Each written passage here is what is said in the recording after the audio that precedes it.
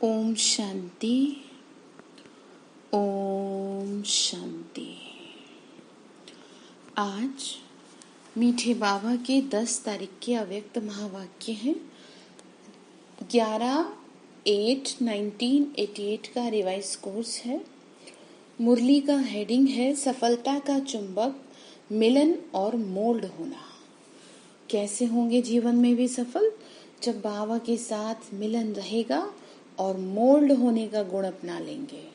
तो चलिए समझते हैं बाबा हम बच्चों को क्या समझाना चाह रहे हैं। तो सबका स्नेह स्नेह के सागर में समा गया। वो कौन है? बाबा। ऐसे ही सदा स्नेह में समाये हुए औरों को भी स्नेह का अनुभव कराते चलो। बाप दादा सर्व बच्चों के विचार समान मिलने का सम्मेलन देख हर्षित हो रहे हैं। उड़ते आने वालों को सदा उड़ती कला के वरदान स्वतः प्राप्त होंगे। बाप दादा सर्व आए हुए बच्चों के उमंग उत्साह को देख सभी बच्चों पर स्नेह के फूलों की वर्षा कर रहे हैं। उमंग देखा ना बाबा ने, स्नेह देखा। मधुबन भी जाते हैं तो कितना स्नेह होता है, कहाँ कहाँ से लोग आते हैं।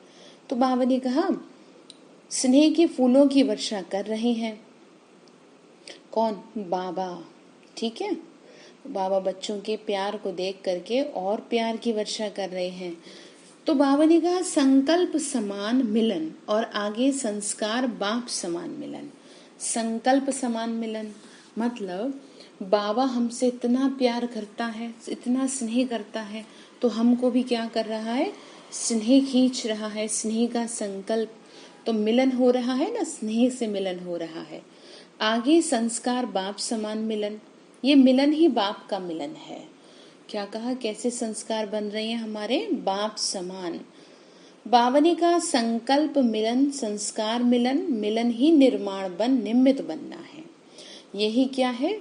यही निर्माण बन निमित्त बनना है। जो संस्कार मिलन हो रहे हैं, सभी आत्माएं बाबा के जब से बने हैं तो ये शिक्षा दी जाती है ना, भाई आप सभी क्या है, अपने संस्कारों का शुद्धिकरण करो। ठीक है, दैवी संस्कार अपनाओ। तो क्या हो रहे हैं फिर? तो संस्कार मिलन हो रहे हैं बाबा की तरह। बाबा ने कहा फिर वो मिलना ही निर्माण बन निमित्त बनना है। फिर उसी से नई दुनिया का निर्माण हो रहा है और आप उसके क्या बन रहे हैं? उसके निमित्त बन रहे हैं। समीप आ रहे हो, आ ही जाएंगे। बाबा कह रहे बच्चे सेवा की सफलता की निशानी देख हर्षित हो रहे हैं। स्नेह मिलन में आए हो, सदा स्नेही बन स्नेह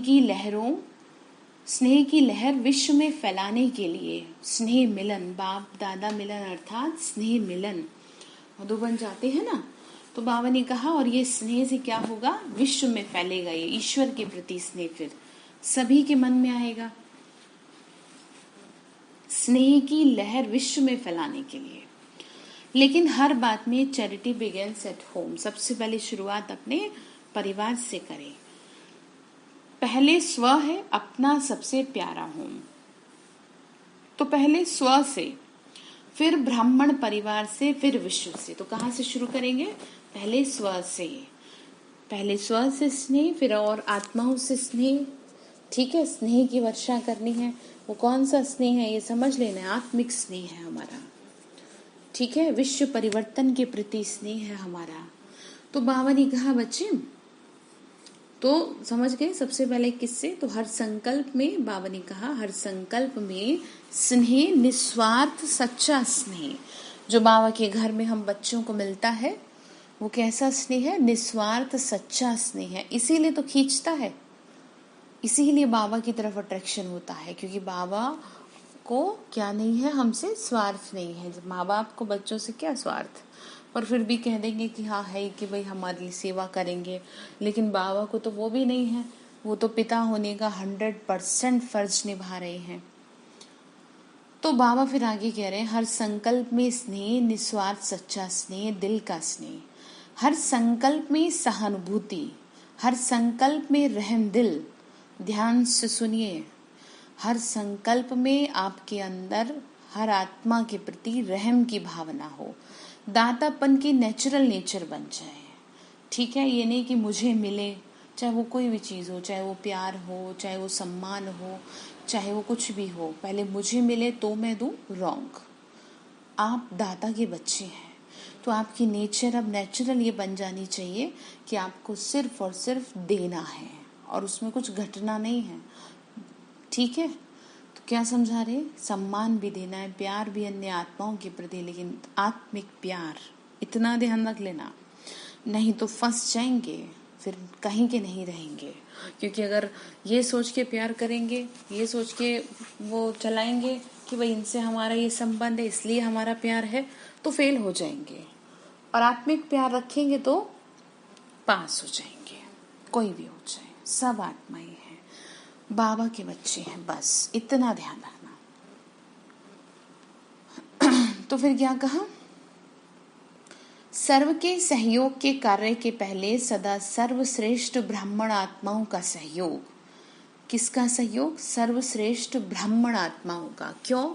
विश्व को सहज योगी, सहज और स्वतः बना ही लेना है। बाबा ने कहा जब सभी सहयोग करेंगे ब्राह्मण आत्माएं तो सभी सहज हो जाएगा, इसीलिए सफलता समीप आ रही है। देख रहे हैं ना कि सब कितना बड़ा संगठन है ये, और कैसे सब एक दूसरे से जुड़े हुए हैं और कैसे निस्वार्थ सेवा चल रही है इतने बड़े लेवल पे। तो ये क्या है? ये सफलता समीप आ रही है। क्यों? क्योंकि एक ही संकल्प है और एक पिता की संतान है और एक ही घर के मेंबर हैं सब, इसलिए समीप आते जा रहे हैं। कोई कहीं चला गया, कोई कहीं चला गया, ज्ञान के माध्यम से सभी करीब आ रहे हैं। तो बाबा ने फिर कहा कि बच्चे देखो, बहुत सहज इस चुंबक के आगे सर्व आत्माएं आकर्षित हो आएगी। आई कौन सा चुंबक? स्नेह का चुंबक, परमात्मा के प्रति प्यार का चुंबक खींचता है। तो आज मीटिंग के बच्चों को भी बाप दादा स्नेह की मुबारक दे रहे हैं। समीप हैं और सदा समीप रहेंगे। न सिर्फ बाप के, लेकिन आपस में भी समीपता का विजन यानी दृश्य बाप दादा को दिखाया। मतलब बाबा की सेवा करने वाली आत्माएं कितना समीप हैं एक दूसरे के। ये नहीं कि सबके अलग अलग विचार, अलग अलग सारी चीजें, सब एक दूसरे के साथ मिल कर के रहते हैं, तभी सेवा करते हैं। तो बाबा को दिखाया गया, वो उस समय बाबा आते थे साकार में, तो हर चीज बाबा को दिखाई जाती थी। तो विश्व को विजन दिखाने के लिए बाप दादा ने देखा। आने वाले आप सर्व बच्चों के कर्म को देख क्या एक्शन करना है, होना है, वह सहज ही समझ जाएंगे। आपका एक्शन ही एक्शन प्लान है। बाबा ये कह रहे हैं कि जैसे मीटिंग में जो भाई बहने आए थे तो उस समय वो किसी चीज के बारे में बता रहे होंगे कि ऐसे ऐसे सेवा का प्लान बनाया है। तो बाबा ने कहा कि जो तुमने एक्शन किया है ना, यही एक्शन प्लान बनना है। और ये बाबा ने क्या कहा? ये सहज ही समझ जाएंगे सभी लोग। आपके कर्म को देखेंगे, आपका कर्म ही क्या दर्शाता है, आपका कर्म ही आने वाली दुनिया को दर्शाएगा। अच्छा, प्लान सब अच्छे बनाए हैं और भी जैसे ये कार्य आरंभ होते बाप दादा का विशेष इशारा वर्गीकरण को तैयार करने का था और अब भी है। तो ऐसा लक्ष्य जरूर रखो कि इस महान कार्य में कोई भी वर्ग न रह जाए। तरह तरह के सभी डिपार्टमेंट के, सभी विंग्स के लोगों के प्रोग्राम होते हैं, तो पर्पस यही है कि कोई भी रह ना जाए, कोई ये उल्हना ना दे दे कि भगवान इस धरा पे उतरे और हमें कानो कान खबर भी नहीं हुई। इसीलिए सभी को इन्विटेशन दिया जाता है, फिर चाहे कोई स्वीकार करे या चाहे कोई तिरस्कार करे, वो भगवान का होता है, हमारा नहीं। तो चाहे समय प्रमाण ज्यादा नहीं कर सकते हो, लेकिन प्रयत्न व लक्ष्य ये जरूर रखो कि सैंपल जरूर तैयार हो। बाबा ने कहा कि देखो कोशिश तो करो, सैंपल तैयार करो। सैंपल समझ रहे हैं ना? कोई ऐसा एक विंग्स तैयार करे कि जो सैंपल बने इस चीज के लिए, कोशिश करें। बाबा ने कहा ना, वर्ग की बात की है कि कोई भी वर्ग तैयार करें, कोई तो ऐसा तैयार करें जो विश्व के आगे उदाहरण बने। बाकी आगे इसी कार्य को और बढ़ाते रहेंगे तो समय प्रमाण करते रहना, लेकिन समीपता को समीप लाने के लिए सर्व का सहयोग चाहिए। सभी आत्माओं के सहयोग से नई दुनिया आएगी, इतना भी ध्यान रखना है। लेकिन इतनी सारी दुनिया की आत्माओं को तो एक समय पर संपर्क में नहीं ला सकते, इसीलिए आप फलक से कह सको कि हमने सर्वात्माओं को सर्व वर्ग के आधार से सहयोगी बनाया है। देखो, जैसे बाबा के घर में हर तरह के बच्चे मिलेंगे, चाहे हिंदू हो, मुस्लिम हो, सिख हो, ईसाई हो या कोई भी और हो, ठीक है। वैसे तो 5 ही मुख्य हैं।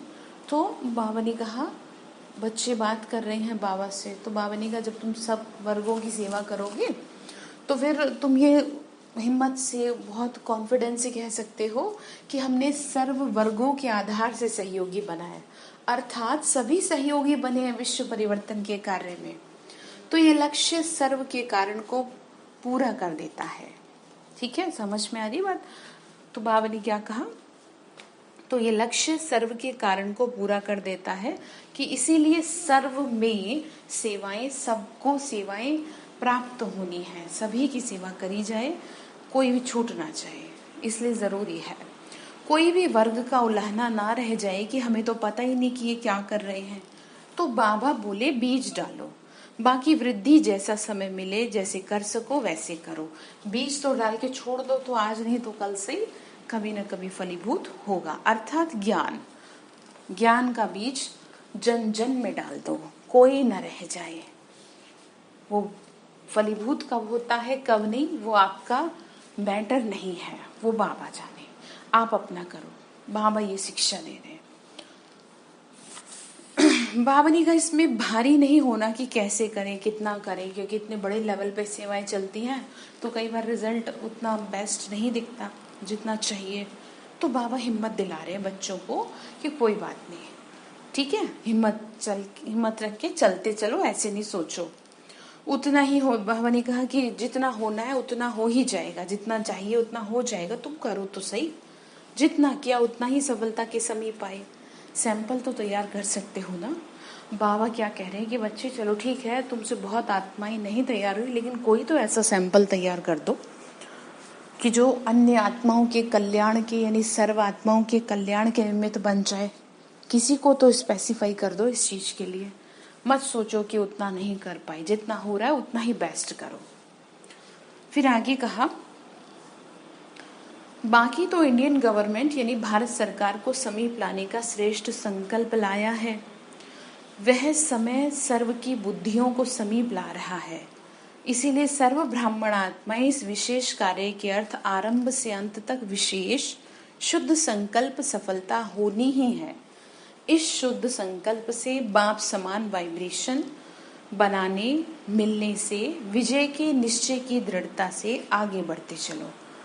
मतलब बाबा ये कह रहे हैं उस टाइम की बात है, उसके बाद तो बहुत गवर्नमेंट की सेवा हुई है, जो भी बने हैं, ठीक है, बहुत मतलब जो भी पीएम रहे, प्रेसिडेंट रहे, गवर्नर रहे, दीदी दादियों ने सबकी बहुत सेवा की, गवर्नमेंट के माध्यम से बहुत कुछ अच्छा हुआ।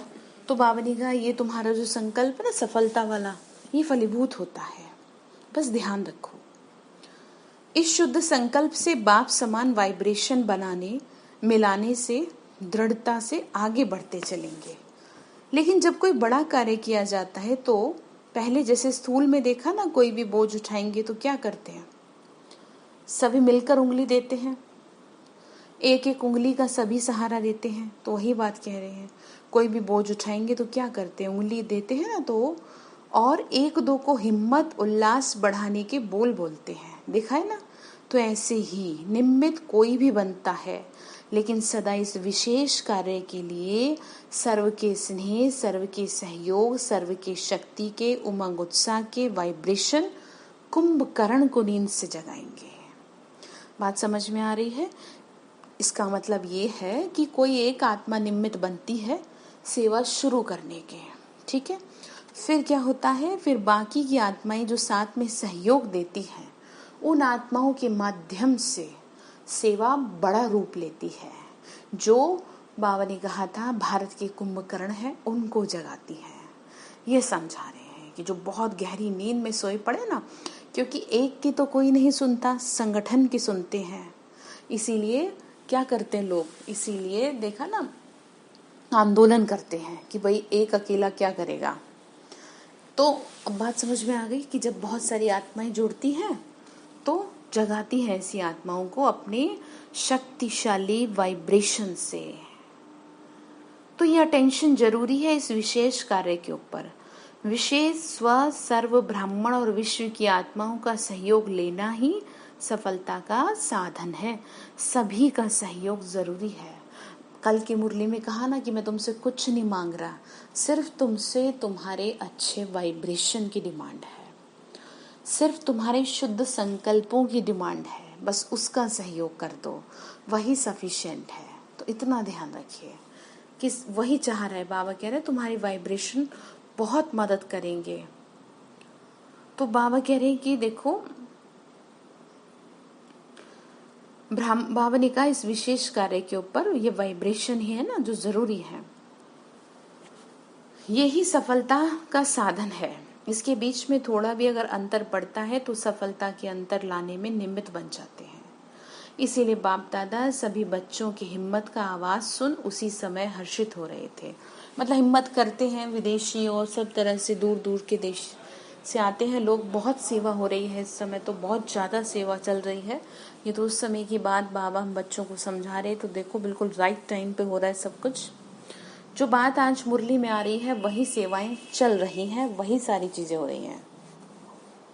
तो बाबा ने कहा कि बच्चे हर्षित हो रहा हूं मैं। बाबा ने कहा बाप दादा हर्षित हो रहे थे और खास संगठन के स्नेह के कारण स्नेह का रिटर्न लेने के लिए आए थे। प्यार का सबूत बाबा हम बच्चों को भी देते हैं, बहुत अच्छे हो और अच्छे अनेक बार बने हो और बने हुए हो। बाबा कह रहे तुम बहुत अच्छे हो, तुम मेरे प्यारे बच्चे हो। इसीलिए डबल विदेशी बच्चों के दूर से अब रेडी बन उड़ने के निमित्त बाप दादा विशेष बच्चों को हृदय का हार बनाए समाते हैं। क्या कहा? ऐसे बच्चों को बाबा अपने दिल का हार बनाते हैं और उन्हें दिल में समाते हैं। फिर क्या कहा? कुमारियां तो हैं कन्हैया, है ही कन्हैया की। बस एक शब्द याद रखना, सब में एक मत, एक रस, एक बाप। भारत के बच्चों को भी बाप दादा दिल से मुबारक दे रहे हैं। जैसा लक्ष्य रखा वैसे लक्षण प्रैक्टिकल मिलाया। समझा? जैसा लक्ष्य रखा वही लक्षण भी तो दिखने चाहिए ना। किसको कहें किसको ना कहें, सबको कहते हैं। दादी को जो निमित्त बनते हैं उनको ख्याल तो रहता है ना। यही सहानुभूति की निशानी है। मतलब बाबा ने कहा कि बच्चे देखो, संकल्प तुम्हारा है जैसा, जो लक्ष्य तुम्हारा है तो लक्षण भी तो वैसे होने चाहिए ना। फिर बाकी जो भी कुछ बात है वो निमित्त बनी हुई दादियों से तो कही जाती है और उनसे सहानुभूति भी मिलती है, प्यार मिलता है, तो आगे बढ़ते रहते हैं। अच्छा, फिर मीटिंग में आए हुए सभी भाई बहनों को बाप दादा ने स्टेज पर बुलाया। सभी ने बुद्धि अच्छी चलाई है, क्योंकि प्रोग्राम्स बनाते रहते ना सेवाओं के। बाप दादा हर एक बच्चे की सेवा के स्नेह को जानते हैं। सेवा में आगे बढ़ने से कहाँ तक चारों ओर की सफलता है, इसको थोड़ा सा सोचना और देखना। बाकी सेवा की लगन अच्छी है, जो सेवाएं करते हैं उनको शिक्षा दी जा रही है। दिन रात एक करके सेवा के लिए भागते हैं, खुश हैं बाबा।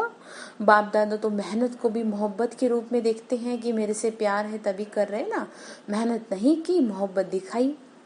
अच्छा, अच्छे उमंग उत्साह के साथी मिले। विशाल कार्य है और विशाल दिल है, इसीलिए जहाँ विशालता है वहाँ सफलता है ही। ठीक है, दिल बड़ा रखते हैं ना तो सफल तो है ही सेवा के लिए भी। तो बाप दादा सभी बच्चों के सेवा की लगन को देख रोज खुशी के गीत गाते हैं। कई बार गीत सुनाया है, वाह बच्चे वाह, आने में कितने राज थे। राजों को समझने वाले हो ना, राज जाने बाप जाने। बाबा के बच्चे बन गए ना तो बाबा जाने आप जाने। तो दादी ने बाप दादा को फिर भोग स्वीकार कराना चाहा। आज दृष्टि से ही स्वीकार करेंगे। बाबा को भोग स्वीकार कराया जाता था। अच्छा, सबकी बुद्धि बहुत अच्छी चल रही है, सेवा के लिए चलती है ना बुद्धि बड़े बड़ों की, उन्हीं की वजह से तो आज इतनी सेवाएं आगे हुई हैं। और एक तो के समीप आ रही हो, इसीलिए सफलता अति समीप है। समीपता सफलता को समीप लाएगी। थक तो नहीं गए हो, बहुत काम मिल गया, मतलब सेवा कई वजह से ज्यादा हो जाती है, लेकिन आधा काम तो बाबा ही करता है। बाबा कह रहे हैं सबका उमंग अच्छा है, खुशी से करते हैं, दृढ़ता भी है, खुशी है इस बात की बाबा को। समीपता कितनी समीप है, चुंबक रख दो तो समीपता सबके गले में माला डाल देगी। ऐसा अनुभव होता है। अर्थात किसके समीप है? बाबा के जो समीप है वो क्या है? वो सफल है। और बाबा ने कैसे अनुभव करते हो? अच्छा, सब अच्छे थे, अच्छा है। फिर बाबा ने कहा कि सब बहुत अच्छा कर रहे हैं। फिर आगे दादियों के प्रति उच्चारे हुए अव्यक्त महावाक्य जो बाबा सुना रहे हैं। तो दादियों के प्रति बाबा ने जो शब्द उच्चारे, जो महावाक्य उच्चारे, वो सुनते हैं अभी। 31/3/1988 के हैं। तो बाप बच्चों को शुक्रिया देता, बच्चे बाप को एक दो को शुक्रिया देते देते आगे बढ़े हो, यही विधि है आगे बढ़ने की। शुक्रिया करते हैं तो वो चीज बढ़ती है। इसलिए तो इसी विधि से आप लोगों का संगठन अच्छा है। एक दो को हाजी कहा, शुक्रिया कहा और आगे बढ़े। कुछ भी सेवा होती है, कुछ भी किया जाता है तो एक दूसरे को शुक्रिया किया जाता है ना, उससे वो प्रोग्रेस होती है चीज। तो इसी विधि को सब फॉलो करो तो फरिश्ते बन जाएंगे। बाप दादा छोटी माला को देख करके खुश होते हैं। अभी कंगन बना है, गले की माला तैयार हो रही है, थोड़े बच्चे बने ना, तैयार हुए। दीदी दादियाँ उस समय इतनी ज्यादा सेवाओं में थी, तो बाबा ने कहा गले की माला तैयार करने में लगे हुए हो, अभी अटेंशन चाहिए। जो बच्चे तैयार हो, वारिस बच्चे तैयार हो, ज्यादा सेवा में चले जाते हैं तो अपने ऊपर अटेंशन कहाँ कहाँ कम हो जाता है। विस्तार में सारा कभी मर्ज हो जाता, सार कभी मर्ज हो जाता है, मतलब डिटेल में चले जाते हैं तो अपने को भूल जाते हैं, अपने को कैसी स्थिति रखनी है ये भूल जाते हैं। तो इमर्ज प्रत्यक्ष रूप में नहीं रहता, वो ध्यान नहीं रहता फिर। तो अभी आप लोग भी यही कहते हो ना कि अभी यह होना है, कभी ऐसा दिन भी आएगा जो कहेंगे जो होना चाहिए था वह हो रहा है। तो देख रहे ना सेवा। पहले दीपकों की माला तो यहाँ ही तैयार होगी। दीपक अर्थात मुख्य रूप से आत्माएं। बाप दादा आप लोगों को हर एक का उमंग उत्साह बढ़ाने का एग्जाम्पल समझते हैं। दीदी दादियाँ क्या है? सभी में खुशी की उमंग भर देती हैं। तो आप लोगों की यूनिटी ही यज्ञ का किला है। जब तक वो थे तब तक सब कुछ अच्छा था, अभी भी अच्छा ही चल रहा है, लेकिन जो जब साथ में सामने दिखाई देते हैं तो ज़्यादा एक अलग उमंग रहता है। तो अब समय के हिसाब से चीज़ें बदल गई। तो चाहे 10 हो चाहे 12 हो, लेकिन किले की दीवार हो। बाबा ने कहा कितनी भी मुख्य आत्माएं हैं, लेकिन इस पूरे ब्राह्मण किले की दीवार हो आप। तो बाप दादा कितना खुश होंगे। बाप दादा तो है ही, फिर भी निमित्त तो आप हो। ऐसा ही संगठन दूसरा तीसरा ग्रुप बन जाए तो कमाल हो जाए। अभी ऐसा ग्रुप तैयार करो। बाबा कह रहे बच्चे अपने जैसा ग्रुप तैयार करो। जैसे पहले ग्रुप के लिए सब कहते हैं ना कि इन्हों को आपस में स्नेह है, स्नेह से आगे बढ़ते हैं। तो स्वभाव भिन्न भिन्न है, वह तो रहेंगे ही, लेकिन रिगार्ड है एक दूसरे के प्रति, प्यार है, हाजी है, समय पर अपने आप को मोल्ड कर लेते हैं। इसीलिए ये किले की दीवार मजबूत है, इसीलिए आगे बढ़ रहे हैं। फाउंडेशन को देखकर खुशी हो रही है। देखो इन वन वर्ड कि ये जो सेवा चल रही है इतने बड़े लेवल पे, उसका 2 ही बाबा ने आज बताए हैं कारण। एक तो स्नेह और हाजी का पाठ, सम्मान देना, एक दूसरे को रिगार्ड देना। तो कितना बड़ा फाउंडेशन तैयार हो गया। तो बाबा भी खुश हैं। फाउंडेशन को देखकर खुशी होती है। जैसे यह पहला पूर दिखाई देता है, ऐसे शक्तिशाली ग्रुप बन जाए तो सेवा पीछे पीछे आएगी। बाबा ने कहा तुम्हारा संगठन इतना मजबूत होगा तभी तो सेवा आगे बढ़ेगी। ड्रामा में विजय माला की नूंद है, तो जरूर एक दो के नजदीक आएंगे तभी तो माला बनेगी। बाबा क्या कह रहे? नजदीक अर्थात सहयोगी बनेंगे तभी तो तैयार होगा ना सब कुछ। दाने मिलते जाएंगे, समीप आते जाएंगे, तब माला तैयार होगी। तभी तो विष्णु के गले की माला बनेंगे, बाबा के गले की माला बनेंगे ना। भगवान का प्यार प्राप्त करेंगे तो एग्जाम्पल अच्छी हो। अच्छा, अभी तो मिलने का कोटा पूरा करना है, सुनाया ना, कितनी देर से मिल रहे हैं, बातचीत कर रहे हैं। रथ को भी एक्स्ट्रा साकाश दे चला रहे हैं। बाबा आते थे तो जिनके तन में आते है ना, जैसे ब्रह्मा बाबा के तन में, दादी के तन में, तो शरीर तो सबका अपना अपना है ना, तो उस हिसाब से उसको भी साकाश देनी पड़ती है सेवा के लिए। नहीं तो साधारण बात, बावनी का साकाश से चला रहे, नहीं तो साधारण बात नहीं है। देखना तो सब पड़ता है, बावनी का ये भी करना पड़ता है। फिर भी इतनी शक्तियां, एनर्जी जमा है, इसीलिए रथ भी इतना सहयोग दे रहा है। तो कितनी वो महान आत्मा रही ब्रह्मा बाबा और गुलजार दादी, जो भगवान ने उनके शरीर का आधार लिया। तो शक्ति तो जमा हो, बाबा ने कहा सहयोग दे रहा है, शक्ति जमा नहीं होती तो सेवा इतनी मुश्किल हो जाती। ये भी ड्रामा में हर आत्मा का पार्ट है। जो श्रेष्ठ कर्म की पूंजी जमा होती है तो समय पर काम में आती है। कितनी आत्माओं की दुआएं भी मिल जाती हैं, वह भी जमा होती हैं। कोई ना कोई विशेष पुण्य की पूंजी जमा होने के कारण विशेष पाठ है। बाबा क्या कह रहे हैं, देखो कुछ तो ऐसे पुण्य किए ही हैं जिसकी वजह से संगम पर महान आत्माओं ने, महारथी आत्माओं ने विशेष पाठ बजाया है। कुछ तो पुण्य ऐसा किया ना, भगवान को राजी किया, जो भगवान ने तन का आधार लिया। भक्ति में दिखाया है ना कैसे श्री कृष्ण का जन्म हुआ, कैसे उनके माता पिता ने तपस्या करी और वरदान मांगा कि आपके जैसा पुत्र हो। तो ऐसे ही आत्माएं भगवान को राजी कर लेती हैं, कोई ऐसा पुण्य कर लेती हैं कि जो भगवान को बांध लेती है प्यार में। तो इस वजह से ऐसे वरदान मिल जाते हैं। तो निर्विघ्न रथ चल रहे हैं, यह भी ड्रामा का पार्ट है। 6 मास कोई कम नहीं रहा, अच्छा सभी को राजी करेंगे। बाबा ने कहा देखो, बाबा का मिलन होता है ना, टर्न चलते हैं 6 मास के लिए, तो वो समझा रहे हैं। अच्छा, फिर अव्यक्त मुरलियों से कुछ चुने हुए अनमोल महावाक्य प्रश्न उत्तर हैं जो सभी के होते हैं, उनका क्लैरिफिकेशन दिया जा रहा है, तो ध्यान से सुनिए। तो पहला प्रश्न है, किस एक शब्द के अर्थ स्वरूप में स्थित होने से ही सर्व कमजोरियां समाप्त हो जाएंगी? कौन से शब्द को ध्यान रखना है? तो आंसर है सिर्फ पुरुषार्थी शब्द के अर्थ स्वरूप में स्थित हो जाओ। मैं कौन हूँ? पुरुषार्थी। मुझे पुरुषार्थ करना है स्वयं को बदलने का। पुरुष अर्थात इस रथ का रथी, प्रकृति का मालिक। ठीक है, समझ रहे हैं? पुरुष अर्थात आत्मा जो इस शरीर का रथी है। ऐसे कोई मेल फीमेल की बात नहीं कर रहे। इसी एक शब्द के अर्थ स्वरूप में स्थित होने से सर्व कमजोरियां समाप्त।